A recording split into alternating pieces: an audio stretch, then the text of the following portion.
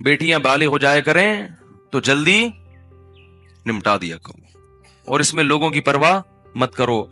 کوئی بھی نیک آدمی نظر آتا ہے، خود سے انتظار نہ کرو، خود پیش کر دو، بھائی میں چاہتا ہوں، اگر آپ کا کیا خیال ہے۔ اور اس مسٹنڈے کو بھی چاہیے کہ وہ یہ نہ سمجھے کہ یہ کوئی گرے پڑے لوگ ہیں کہ انہوں نے اپنی پیشکش خود کر دی تو یہ ان کو کوئی مل نہیں رہا تھا، یہ نہ سمجھے، بلکہ قدر کریں۔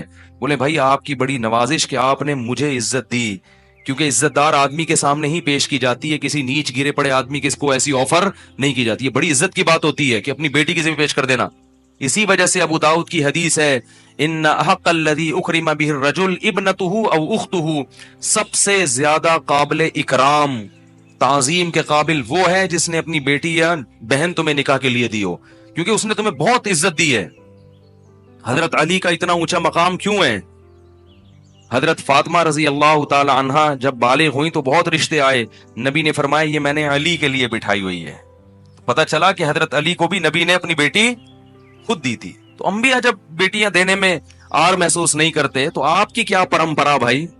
اور آپ کیوں کہو گے میری ناک کٹ جائے گی؟ ہاں اس میں یہ ضرور ہے کہ سامنے والا بھی عزت والا ہو، وہ اگر گھٹیا ذلیل آدمی ہے یہ ڈر ہے کہ وہ بجائے عزت دینے کے لوگوں میں چرچا کرتا پھرے گا۔ بعض ایسے بھی لوگ ہیں، کسی نے اپنی بیٹی کا رشتہ پیش کر دیا تو دنیا میں اس نے تو مجھے خود پیشکش کی تھی اور میں نے ہی منع کر دیا۔ یہ کیوں کر رہے ہو بھائی؟ اس کی عزت کا جنازہ کیوں نکال رہے ہو؟ بھائی آپ کو نہیں سمجھ میں آئے، ٹھیک ہے منع کر دیا، دنیا کو نہیں بتائے پھر تو ایسا اگر کوئی شخص ہے پھر یہ حماقت نہیں کرنی چاہیے۔ تو یہ پیشکش بھی خاندانی لوگوں کے لیے ہے، یہ اس پیکٹ سے خاندانی لوگ فائدہ اٹھا سکتے ہیں، نیچ لوگوں کے لیے یہ پیشکش بولو بھائی نہیں ہے۔ تو یہ سب آپ لوگوں کے لیے پیشکش ہے، اتنے نیک نیٹ کلین، تو آپ کے لیے یہ خصوصی آفر ہم نے پیش کی ہے کہ آپ کو لوگوں کو چاہیے کہ آپ میں کوئی شریف ہے تو اپنی بیٹیاں خود پیش کریں، مگر تم ایسے نالائقوں کرو گے پھر بھی نہیں، یہ میں تمہیں بتا دوں پہلے۔ تم وہی بولے کہ میرے بھی یہ مسئلہ، میرا بھی ابا نے، میرا چاچا، میرا ماما، میرا نانا، میرا پپا، تو یہ پھر بیٹھے رہو کر۔ پپا کو کیا پڑی ہے تمہاری شادی کرے گا یار؟ ابا نہیں مان رہے، اما نہیں مان رہے، مرد بنے ہو مرد۔ مرد وہ ہوتا ہے جس میں قوت فیصلہ ہو۔ بالغ ہو گئے، کمانا شروع کر دیا، ابا کہہ رہے ہیں شادی میں نہیں کرنے دوں گا، ابا آپ میرے ابا ہیں، شادی میرا باپ بھی کرے گا، صحیح بتا رہا ہوں، شادی تو ہمارا باپ بھی کرے گا۔ اس طرح سے تو گھر بسایا جا سکتا ہے، ورنہ بیٹھے رہو اما میری، چاچا میرا، ابا میرا، یہ نہیں ہوتا۔ لڑکیوں کی زندگیاں برباد ہو رہی ہیں، خود بھی برباد ہو رہے ہو، ماں باپ کو آج کل پرواہ ہوتی نہیں ہے کہ ہمارا بیٹا کیا کر رہا ہے۔ اکثر والدین بس یہ چاہتے ہیں کہ بچہ کماؤ پوت بنے، کما کے سارا پیسہ کس کو پکڑا دے؟ ہمیں پکڑا دے۔ اس کی سزا ملتی ہے کہ پھر بیٹیوں سے ان کی کوئی شادی نہیں کرتا، وہ بیٹا بھی یہی کماؤ پوت بن کے اپنے ابا اما کو کھلا رہا ہوتا ہے، ان کو نہیں دیتا۔ تو ابا اما کی احترام بہت ہے، مگر بالغ ہونے کے بعد اگر اپنی کوئی انکم شروع ہو گئی ہے، کھانے کمانے کے قابل ہو گئے ہو، تو پھر آدمی بنو۔ آدمی کے علاوہ کوئی اور چیز بننے کی کوشش، آدمی وہ ہوتا ہے جس میں قوت فیصلہ ہوتا ہے، ڈیسیجن پاور ہوتی ہے، میں کروں گا۔ اور اگر کوئی طلاق یافتہ بیوہ پسند آتی ہے، وہاں دل چاہتا ہے شادی کرنے کا، تو بولو ہمارا باپ بھی کرے گا، کیونکہ رشتہ دار روکتے ہیں۔ طلاق یافتہ سے کیوں؟ اپنی بھی طلاق یافتہ ہوگی نا، پھر تو فوراً ٹکا دیں گے کسی بھی کنوارے کو، یار آ رہا ہے تو پہنا دو اس کو، پہنا دو، دلی سے پہنا دو۔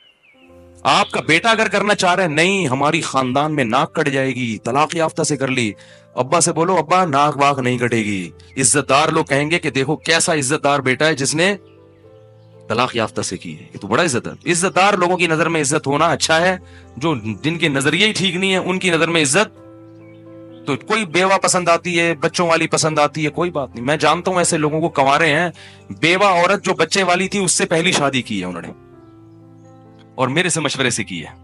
میں نے کہا بسم اللہ کر بھائی، پتا نہیں کسی کو، کر لی ہنسی خوشی زندگی گزارنے۔ جب وہ خوش ہیں تو کسی تیسرے کے پیٹ میں مروڑ کیوں ہو رہا ہے؟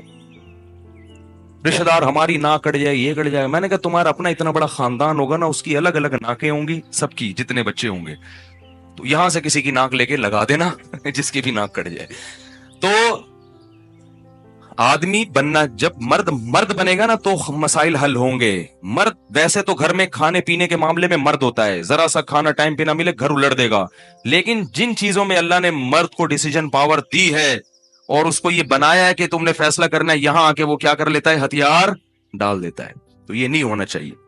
ماؤں کو بتائے بغیر نہیں کیا کرو، ماؤں کو اعتماد میں لو۔ میں ان ماں باپ کی بات کر رہا ہوں جو سرے سے کرنے ہی نہیں دے رہے ان کا، باقی اگر ماں باپ کرنے دے رہے ہیں تو پھر ماں باپ کی رضا کو بہرحال یعنی ترجیح دینی چاہیے. اور اس میں یہ بھی ہے کہ اگر بیوہ یا طلاق یافتہ کا مسئلہ ہے, ماں باپ نہیں کرنے دے رہے, تو پھر اس میں یہ بھی ہے, ایک آپشن ہے, خصوصی پیکج الفلاحیہ مسجد سے گیا ہے, ان سے بولو ابو ایک آپ کی مرضی کی اور ایک میری مرضی کی, تاکہ آپ بھی خوش ہو جائیں اور میں بھی خوش ہو جاؤں. تو وہ اتنا آرام سے ہوگا نہیں معاملہ, لیکن کر لو یار, کچھ نہیں ہوتا, کچھ نہیں ہوتا, بسم اللہ کرو. اسی طرح معاشرے سے فساد ختم ہوگا. ابو کو بولو ابو ایک آپ کی مرضی کی اور ایک. ابھی دیکھو ایک وہاں ہری پور میں ہمارے ایک رشتے دار تھے, وہاں جاب کر رہے تھے, انہوں نے بتایا کہ ان کے پڑوس میں کیس ہوا. کیس یہ ہوا کہ ایک بڑے شریف عالم تھے, بڑے نیک, بڑا خوبصورت نوجوان تھا وہ. تو چچا بھی چاہتے تھے کہ اپنی بیٹی کی اس کے شادی کروں, اور خالہ بھی چاہتی تھی کہ اپنی بیٹی کی اس سے شادی کروں. پھڈا ہو گیا دونوں خاندانوں میں. خالہ کہہ رہی ہے میں اپنی بیٹی دوں گی, اور پھپھی کہہ رہی ہے میں اپنی بیٹی دوں گی. پھڈا ہو گیا. حل کیسے ہوا ہے؟ دونوں سے ہو گیا, اور واقعی دونوں سے ہوئی. واہ وہی واہ. تو ایک ہفتے کے وقفے سے دونوں سے شادی ہوئی. تو اس طرح آپ بھی کر سکتے ہیں کہ بھائی ابا آپ کی مرضی, اور ایک طلاق یافتہ سے بھی کروں گا, تو کیونکہ معاشرے میں بہت ساری بیوہ طلاق یافتہ, ان کا بھی تو گھر بسانا ہے نا. تو ایک کنواری سے کر لیں گے, اور ایک کس سے کر لیں گے, ایک طلاق یافتہ سے, ایک کسی بیوہ سے کر لیں گے, اور پھر ایک آپشن رہ جائے گا, وہ سوچیں گے کس سے کرنی ہے. ٹھیک ہے.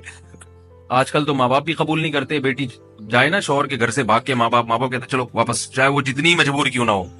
یہ بھی غلط ہے بھائی. اگر بہت مجبور ہے تو ماں باپ کو ایسے نہیں کرنا چاہیے کہ بس اب ہم نے رخصتی کر دی, اب جاؤ دفعہ ہو. ایسے کیسز آتے ہیں, شوہر سگریٹ سے جلا رہا ہے, ٹارچر کر رہا ہے, ذہنی خوف دے رہا ہے, اور وہ نفسیاتی بن رہی ہے. ابا کو فون کرتی, ابا کہتے ہیں بس یہاں آنے کی اجازت نہیں ہے, طلاق نہیں, ہم نہیں لے سکتے, ہمارے خاندان کی پرمپرا نہیں ہے کہ طلاق لے کے لڑکی گھر پہ بیٹھے.